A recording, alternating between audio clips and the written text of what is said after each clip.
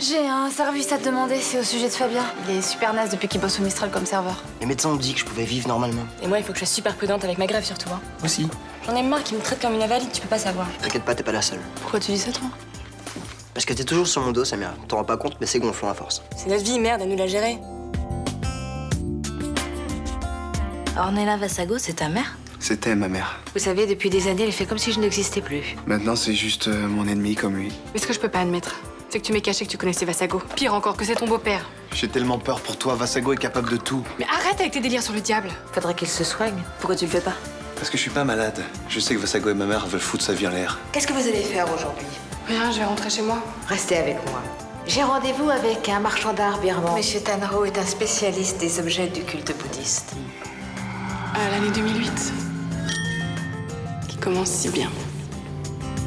On est vraiment bien sans elle.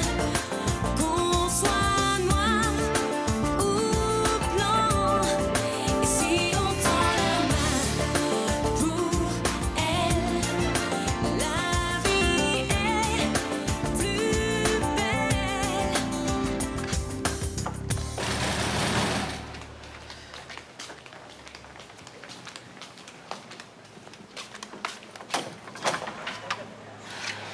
T'as vu l'heure qu'il est? Il fallait que je te voie vite. Ça fait 3 heures que je tourne en rond dans ma chambre. T'as un problème avec Juliette? Non, enfin... Tu vas me trouver idiot de te dire ça. Te dire quoi?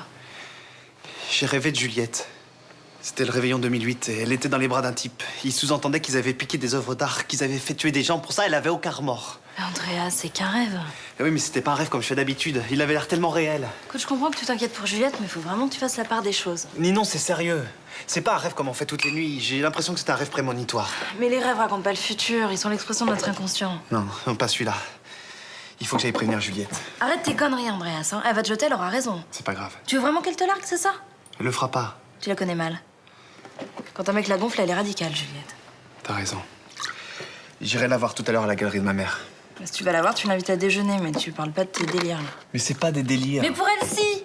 Et pour toi? Moi, je pense qu'il faut que tu te calmes. On a réussi à convaincre Léo d'enquêter sur Vassago, il va le faire. Il trouvera rien.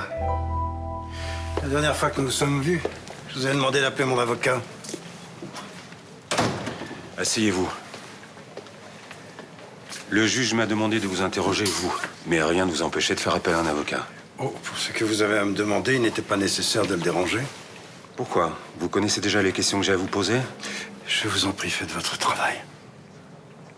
Première chose que je voudrais éclaircir, c'est vous ou Juliette Frémont qui avez fait appel à un détective privé? C'est moi. Je voulais faire sortir Céline, ma fille, de prison. C'est donc lui qui a découvert le journal intime d'Aurélie Jacquet? Oui, il a fait un remarquable travail. Vraiment, il mériterait de faire partie de votre service. Pourquoi vous avez demandé à Juliette Frémont de ne pas dire à la police que vous aviez fait appel à un détective privé? Ma femme ignorait que j'étais le père de Céline. Elle n'aurait rien compris à toutes mes démarches. Deuxième chose, autant que vous le sachiez, j'ai un doute sur ce journal intime. Et vous avez un doute parce que ce ne sont pas vos hommes qui l'ont trouvé. Non, non, non. Ce qui me chagrine, c'est qu'il a été authentifié par un de vos amis du club Massalia. Oui. Et alors? Chacun sait que dans ce club, vous vous serrez les coudes. Ce n'est pas moi qui nomme les experts, mais le juge d'instruction. Je ne pense pas devoir vous l'apprendre. Bien sûr que non, mais c'est pratique d'avoir un réseau de personnes qui arrangent vos bidons. Oui, et bien sûr, c'est ce réseau qui m'a fourni un faussaire pour imiter l'écriture d'Aurélie Jacquet. C'est ce même réseau qui a déposé les gants de jardinier tachés du sang de la victime chez son père. Je vous en prie, soyons sérieux, capitaine. Troisième chose, ça fait un certain nombre de fois que je vous rencontre sur des affaires pas très claires. Eh bien, si vous voulez que je les éclaircisse, il me reste encore quelques minutes à vous accorder. Ça ira pour aujourd'hui.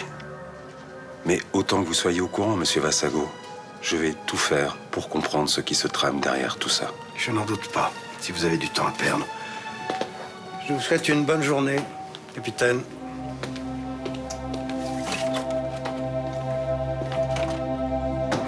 On les a un peu poussés à bout aussi. C'était lourdingue de les piéger comme on a fait. Non, mais il faut bien arriver à parler du problème. Ils nient l'évidence, tous les deux. Bah, pas complètement. Estelle prend son traitement et Fabien, il continue à faire ses analyses régulièrement. C'est un minimum, non? Oui. Mais en attendant, ça pourrit l'ambiance entre nous, cette histoire. Fabien prend tout mal. Écoute, je connais Estelle et honnêtement, ça sert à rien de leur foutre la pression. Puis on n'est pas les bonnes personnes pour ça. Pourquoi? Mais parce qu'ils veulent surtout pas être considérés comme des malades. On est en couple. Ils veulent être désirables à nos yeux, c'est normal. On fait quoi alors en attendant? On prend sur nous et on attend le drame?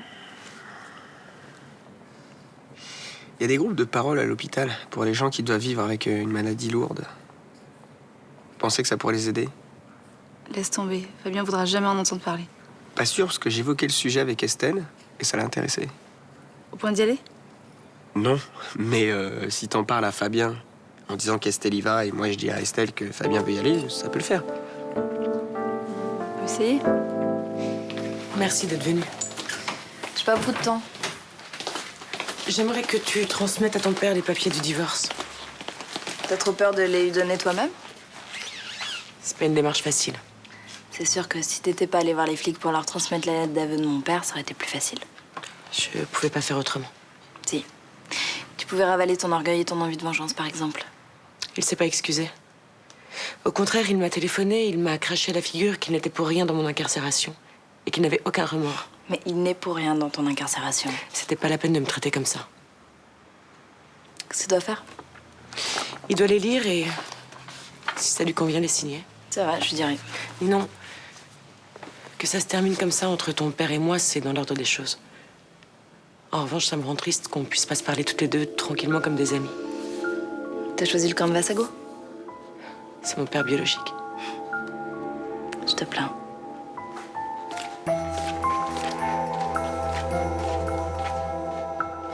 On pourrait peut-être aller à la plage cet après-midi.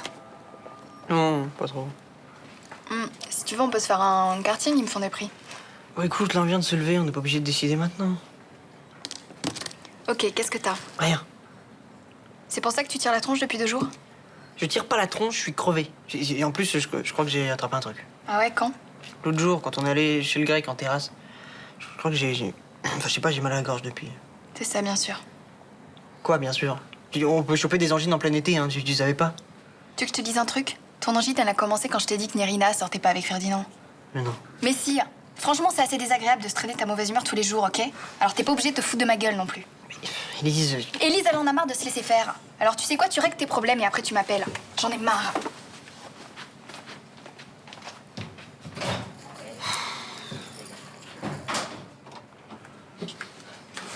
Salut! Ça va? Très moyen. Mais tu sais pas le plan qu'il m'a fait ce matin, Rudy? Non? Il veut que j'aille à un groupe de parole.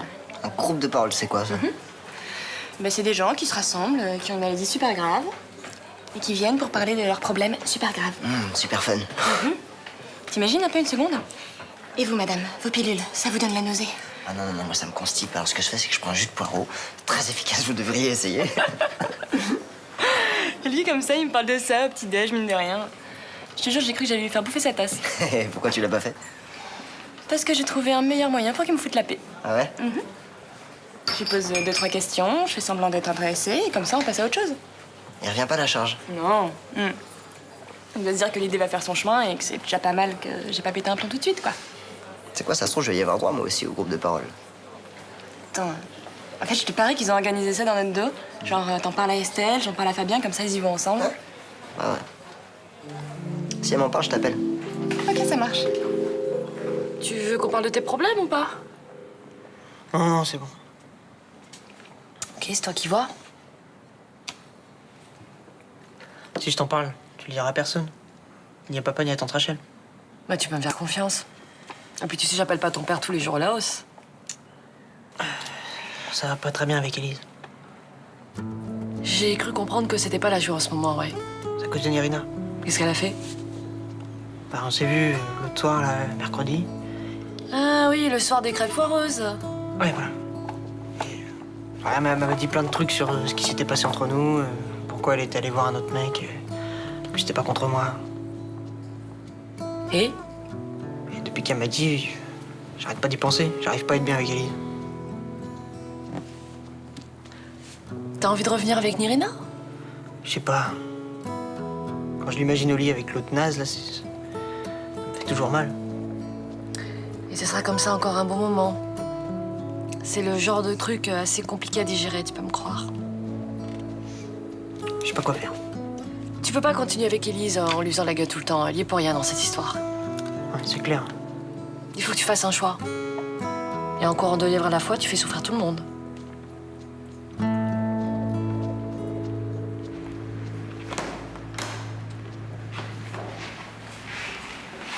Juliette, j'ai un rendez-vous.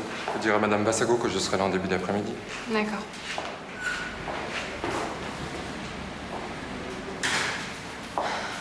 Qu'est-ce que tu fais ici? C'est qui ce mec-là? Un fournisseur de ta mère? D'où il sort? Écoute, je pensais avoir été claire. On se reverra seulement quand t'auras vu ton psy. J'y vais la semaine prochaine. D'où sort ce mec, Juliette? Alors, à la semaine prochaine. Juliette, c'est un mec dangereux. Il faut pas que tu t'approches de lui. Sors d'ici.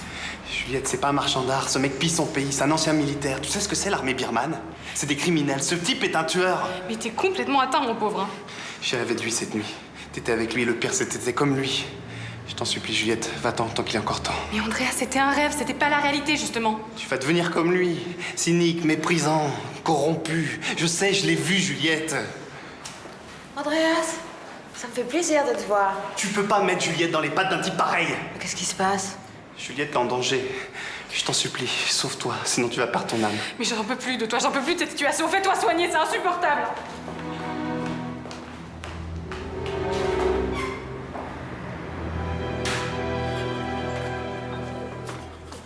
Tiens, j'ai vu Rudy ce matin, on a discuté 5 minutes. Ah ouais, de quoi? De plein de trucs. Super. Il m'a parlé d'un truc que faisait Estelle aussi. Et quel genre de truc? Un truc qui l'intéresse vachement. Elle va discuter avec des gens qui vivent un peu la même expérience qu'elle. Écoute, c'est cool, hein, si ça lui plaît. Ça t'intéresserait pas d'y aller, toi? Qu'est-ce que tu veux que j'aille dire à des gens qui ont subi une greffe? Oh non, mais il n'y a pas que des greffés, hein. Il y a des gens qui ont des maladies graves, qui ont des traitements lourds, tu vois, par exemple. Et Estelle va faire ça, sérieux. C'est marrant, je la vois pas du tout là-dedans. Ouais, pourtant, elle s'est inscrite, hein. T'as raison, je pourrais peut-être le faire aussi. C'est vrai, ça t'intéresserait? Ça te rassurerait si je le faisais? Ouais, je me dirais que tu prends les choses au sérieux. Ok. Eh ben j'y vais. J'appelle Estelle hein, pour lui dire que je viens avec elle. Mais attends, mais tu bosses, là. Je vais appeler Rudy pour lui dire que tu vas et il va le dire à Estelle. Tu devrais écouter ta petite amie et faire ce qu'elle te demande. C'est tellement pratique pour toi de me faire passer pour un névrosé. Tu trouves ça normal depuis qu'il y a une crise parce que tu croises la tête d'un homme qui te revient pas? C'est quoi tes affaires avec ce mec? Continue à travailler avec lui comme je le fais depuis 4 ans. Ah ouais. Il continue à piller les sanctuaires birmans. Tu sais, c'est difficile pour moi de te voir comme ça. Comme toutes les mamans, je t'ai élevé en espérant que tu serais heureux à l'âge adulte. Oh, ça a pas marché. Je le vois bien. On était heureux avant que tu rencontres Vassago. Tu gérais ton entreprise de jouets, tu t'occupais de moi. On avait une vie agréable. Je me battais tous les jours pour que mon entreprise survive. J'avais pas une minute à moi, j'avais pas d'esprit libre pour m'occuper de toi. Ah, c'est sûr, hein, il t'a apporté la richesse, du temps libre. Il a fait ta vie un conte de fées, mais à quel prix? T'essaieras jamais de comprendre. Non. Surtout pas aujourd'hui que vous entraînez Juliette dans vos saloperies. Quelle saloperie? Vol, corruption, etc. Mais pourquoi je ferais ça à la femme que tu aimes? Mais parce que Vassago le veut. Regarde ce qu'il a fait de toi, son esclave. Andreas, il y a des limites à tout et là tu dépasses les bornes. Trop difficile pour toi d'entendre ça? Ce qui est difficile, c'est de voir que mon fils me déteste. Juste parce que j'ai épousé un homme. Parce que t'as épousé un homme qui a fait de toi tout ce que je déteste. T'es injuste. Je te préviens. J'irai jusqu'à me sacrifier pour pas que Juliette devienne comme toi. Non mais attends, tu déconnes là? Samia t'a dit que j'étais inscrite au groupe de parole. Ouais.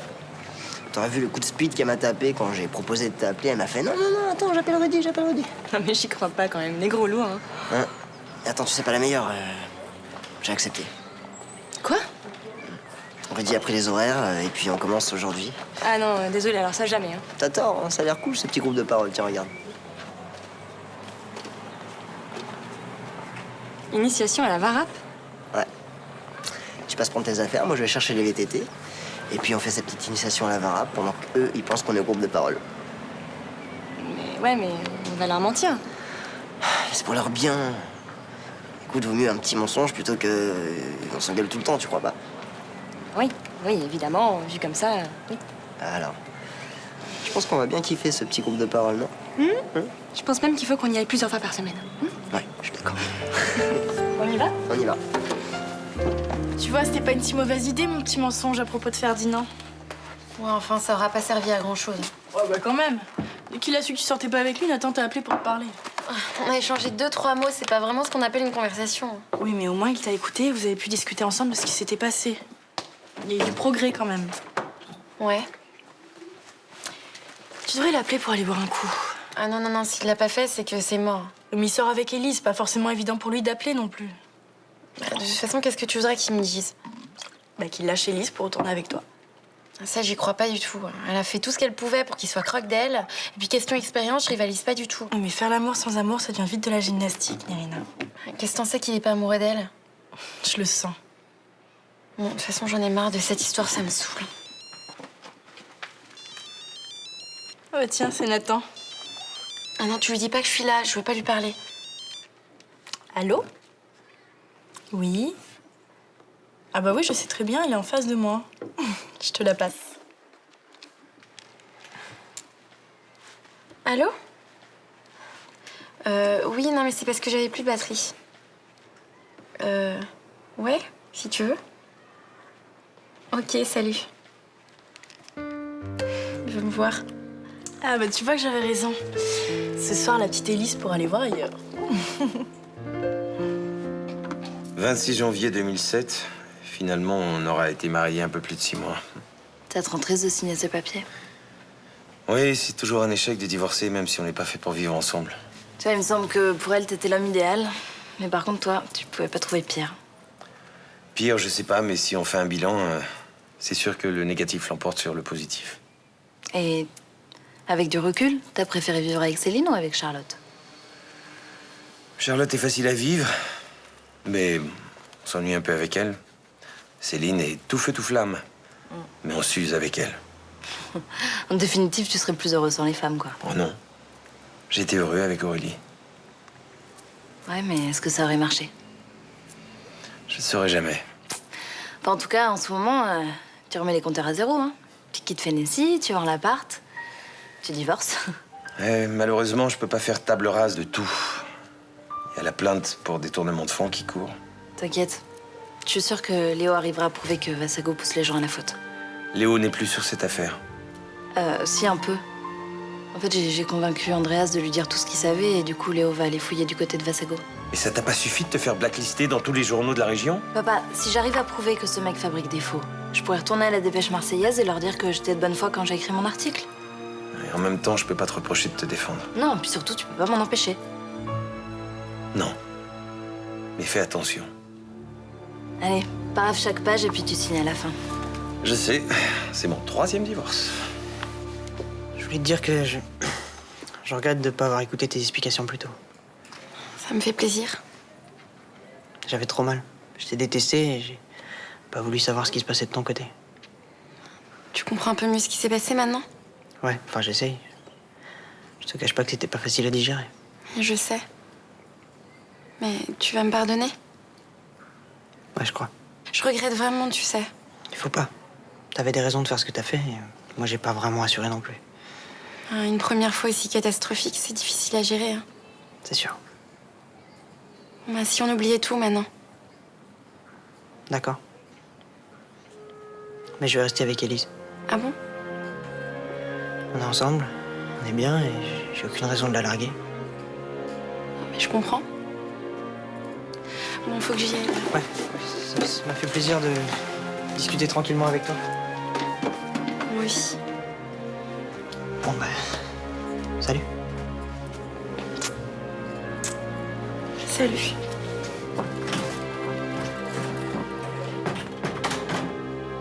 Juliette buvait du champagne.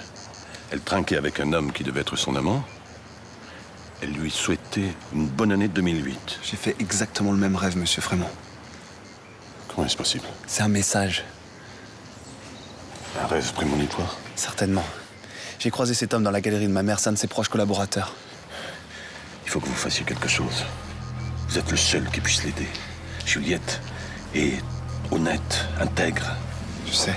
Elle n'est pas comme moi, ni même comme sa sœur. C'est une âme pure.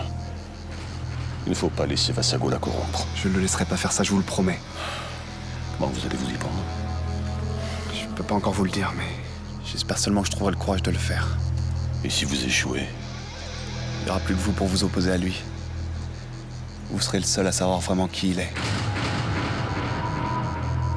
Ça dure longtemps, leur groupe de parole, tu trouves pas? Bon, enfin, moi, je préfère ça qu'ils reviennent au bout de 10 minutes et qu'ils se disent « Ah, bah, c'est nul, moi, j'y retournerai pas. » Salut! Salut!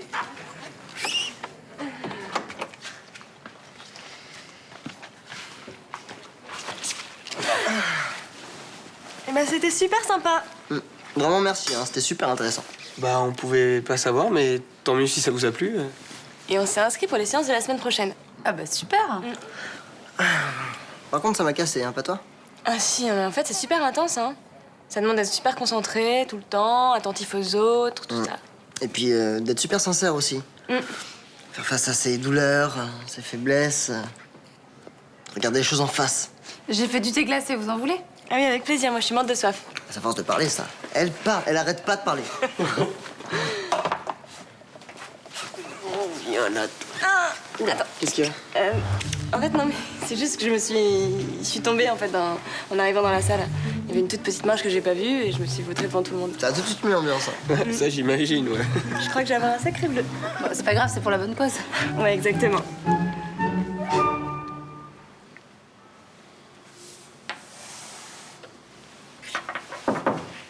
Entre, Andreas.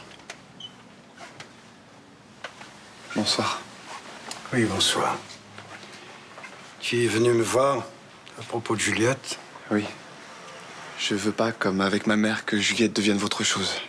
Décidément, c'est une idée fixe. J'avais 10 ans quand vous êtes arrivé à la maison. J'ai vu ma mère se transformer petit à petit sous mes yeux. Ce qui te gêne, c'est qu'elle peut aujourd'hui entrer dans n'importe quel magasin et dépenser sans compter. Non, ce qui me gêne, c'est qu'elle gagne sa vie en arnaquant des pauvres et en pillant des sites sacrés. Passons. Qu'est-ce que tu es venu me demander? Vous êtes trop fort, je peux pas lutter. Si vous laissez Juliette tranquille, je vous offre mon âme. Tu penses sérieusement que je suis le diable? Vous acceptez mon marché, oui ou non? Si ça peut calmer ta paranoïa. Je veux qu'on signe un contrat ensemble. Non, Andreas, nous sommes des adultes responsables. Je veux le faire. Bien. Assis-toi.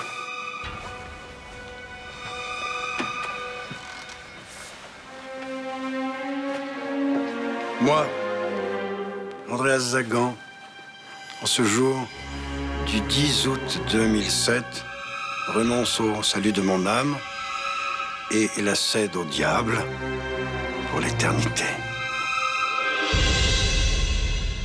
Tous mes pas perdent mon âme.